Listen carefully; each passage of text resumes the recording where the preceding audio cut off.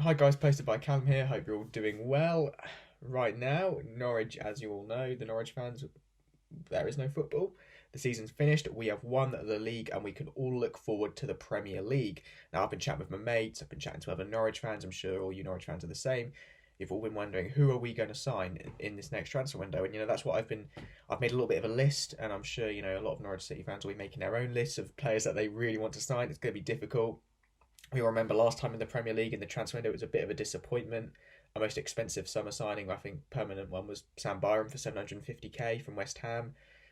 We also signed, I think, a goalkeeper from Schalke. We signed Ralph Farman on I think it was like a £2 million loan fee for a goalkeeper we didn't even use.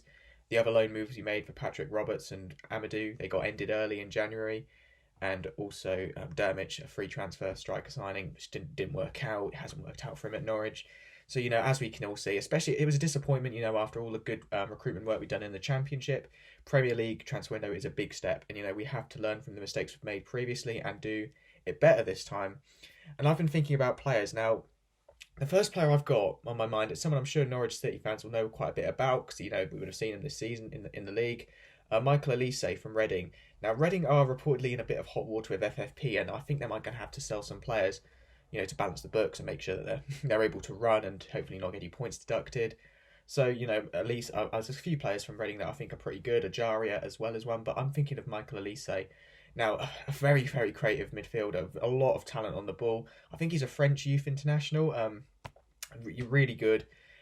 And what I'm thinking about with him is that there'll be quite a few clubs interested in him. But what we can do is we can sell him the Premier League dream, that we're in there, and also sell to him that we could be a stepping stone. I know some fans might like that saying, and I kind of get what they'd be thinking about. But when we got Maddison, there were Liverpool and Tottenham interested in him. But what we could sell to him was, join us, you'll get a nice signing on fee, play some decent football with us, and then you can get sold on to a bigger club. And it's a good place to start, Norwich. We've seen that players can come here and play good football. And like Maddison, he won a trophy yesterday. So it just shows, and I think Elise is a really, really decent player, very good on the ball, can score a lovely goal. I know he can play across, he can play behind the striker as a sort of a winger, but I like him as that number 10. Obviously, Dowell's there at the moment. I don't think Steeperman's Premier League quality, so we need to recruit there. For me, Elise, that's a no-brainer. It might be a bit of a price. We might have to break our transfer record for it. Obviously not a sporting director. I can't guess how much we'd have to pay for him, but it would be a dream one, but at the same time I can balance it between a dream one and doable. We will have to obviously work hard to get that to happen. One that I think I've been thinking of recently, it's one that I really want to happen. I actually was thinking, will it happen in January because of the Chelsea manager that came in, Tuchel. There is obviously a relationship between him and Farke because of their working history at Dortmund together, and I'd love Billy Gilmore to come on loan. I think he's good enough. He's good enough to be in the Chelsea squad now. Whether he's good enough to be in the starting 11 for Chelsea every week, whether he's got that experience, I'm sure the Chelsea staff would be wondering that. I'm sure Premier League clubs and Championship clubs would be wondering that. He needs to play football. Now, I really like Billy Gilmore. The passing he's got, his first touch is fantastic. He's technical. He contributes defensively, but offensively as well. He's aggressive. I think he's a potential leader a few years down the line. And no surprise that Chelsea snapped him up from Rangers at a very young age. No surprise there. He's a very, very decent player. And I think, he'll be fantastic, a fantastic player one day. And if we can get him in the Norwich City squad for next season, especially if we get someone like Oliver Skip back, it could be an interesting one. I think listen, centre mids we need. I'm not. Billy Gilmore isn't the only centre mid I'm thinking about. I think that's the position we need to drastically improve this summer if we want to, compete. I'm sure that Stuart Webber and the scouts and the team know that as well. We need, especially with Tetty. If Tetty's now left, Skip might not come back on loan. Vrancic has now been released, and Leitner's going to go permanently probably, and obviously Tribal will as well. So, and McLean and Rupp are currently injured, I think. So McLean is, and I don't know when Rupp's going to come back. So we need some decent Premier League players at centre mid, and I think if we can get Billy Gilmore on loan, there's so many suggestions of people that could come on loan, and centre mid wise. But I like the thought of Gilmore and the working relationship between the Chelsea and Norwich manager.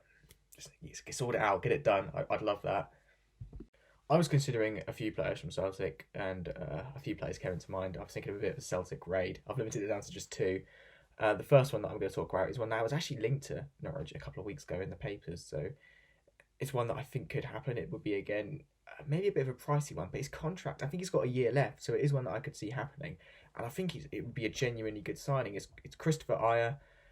He's a good age for a centre back. I think he's 23 years old, a Norwegian international. I feel like we could offer him some Premier League football, and hopefully he'd accept it. Now, what would I bring? I think he's a determined player. He's hard working. From what I've seen of him at Celtic, he's good at passing, which is what we obviously need to do that at Norwich with passing out the back. I know there'll be a jump in quality, obviously, if he was to come to the Premier League, because it's a very different quality, the Prem and the Scottish leagues. Hopefully he'd make the jump, but he's looked good from what I've seen of him. He's a good header of the ball as well. He can hopefully nip in with a goal or two. That's what we want from a centre back. But I just think that would be a really good signing, and one that I'm hoping that the club will be looking at. Now, another one that I looked at was from Celtic, was David Turnbull. Now, David Turnbull nearly came to Norwich a few years ago. When we first got promoted to the Prem, we had a £3 million bid reportedly accepted by Motherwell. Now, if that had come through, that would have actually been our most expensive Premier League signing, but it obviously didn't happen in the end. He wanted to join Celtic. He had Celtic on his mind.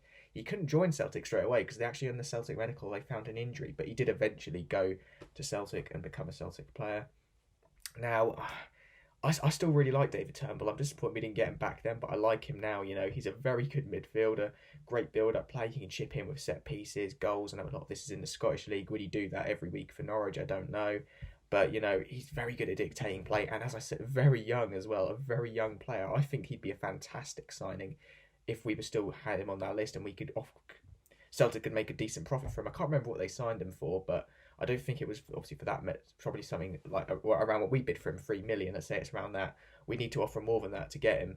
And hopefully we could do that. I think he's a very, very decent player. Now, another one that I've been thinking of is Japhet Tengana.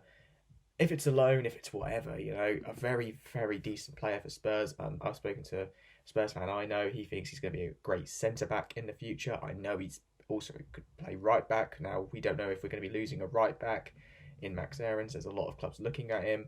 If so, we have that relationship from Tottenham already. If it's a loan, if it's a permanent, we never know. I don't think it would be. We could give him some football if we're looking at that right-back position. But also, alternatively, if we want to play him as a centre-back, that could be a position that could help us out massively too. Now, Japhet Tengana looks extremely strong, and I think that would be very good. We need some strength. We'd need some, to see games out in the Premier League. I feel like he'd be very good at that.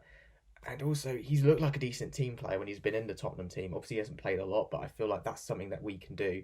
He's only 22, I think, and, a lot of potential ability. But just look at what we've done for Skip, for example. It would help him out, it would help us out, and it could help Tottenham out if it's that loan move, which I'm thinking it maybe would be, because I'm guessing that Spurs value him quite highly because, he's a decent young 22-year-old player. Something he needs, though, is game time. And there's quite a few players that are in that boat, I think, and we could look at quite a few. Now, another player that I've been thinking of is Angus Gun. Now, a few seasons ago, Angus Gun was on loan with Norwich, and I loved Angus Gun. I think Angus Gun's a class keeper. I think if we're able to get Angus Gun, I think, that's a great, great signing. The governor signed a new contract. He'll probably be third choice, I'm guessing, next season. He has done a good job when playing, but Neeland is good enough to be first choice somewhere. And, his contract's about to be up. Now, it's very clear that Krul is our first choice keeper. Is Neeland willing to just stick around and be second choice, or could he actually go and play somewhere? He's at a good age for a goalkeeper now, Neeland. He needs to play some football. And if we can't keep him on as second choice, I'm thinking, bring Angus home. I know it might be romantic. Some people are thinking, oh, that's just romantic, because he's from Norwich, a Norwich fan, son of Brian Gunn and everything. But I really liked Angus Gunn as a goalkeeper, and he was doing well at Southampton. It's just a shame he was in goal for that 9-0. And obviously, I don't think he's played for Southampton since that game. So that was a really big game for him, and that he hasn't been able to force his way back in since. He's had to go on a loan move out to Stoke. I think he had an injury there as well at Stoke, so it hasn't been perfect. But if we could get him back into the Norwich City squad and rejuvenate Angus Gunn's career and get him back to where he was, I really like Angus Gunn. I think he's obviously very tall, great reflexes. He didn't make many mistakes at all in that season he was on loan with us, and we needed someone like him because that was Farke's first season. not all the signings he made was stepping up. Madison was obviously a player that we already had. He stepped up massively that season. Single-handedly kept us up, you could say. We finished mid-table, but if we didn't have him, it could have been worse. But Gun was very impressive, you know, a very impressive goalkeeper. With a goalkeeper, I think who still has a good big future somewhere. And you know, he was obviously once in the England squad. He hasn't been capped yet, but wouldn't it be amazing if a few years down the line he was playing for Norwich City and you know he was back hitting goal for England? I'm completely jumping the gun here and you know completely just making up some fairy tales here, but he's such a talent. Angus Gun, let's go. So what did you guys think of my list? Was I not being ambitious enough with my list, or was I being too ambitious? Who do you guys want to sign for Norwich City? Let me know in the comments below. Now, thanks for everyone who's been watching, and if you're new, please subscribe. We do Norwich videos on here, obviously. We've got a lot planned for the podcast soon. Also going to do some new content that's not Norwich related, as we've been doing previously. So, yeah, for the Euros, I might be branching out, doing some content there. But, yeah, thanks for everyone for watching. I will see you later, and, yeah, take care, guys.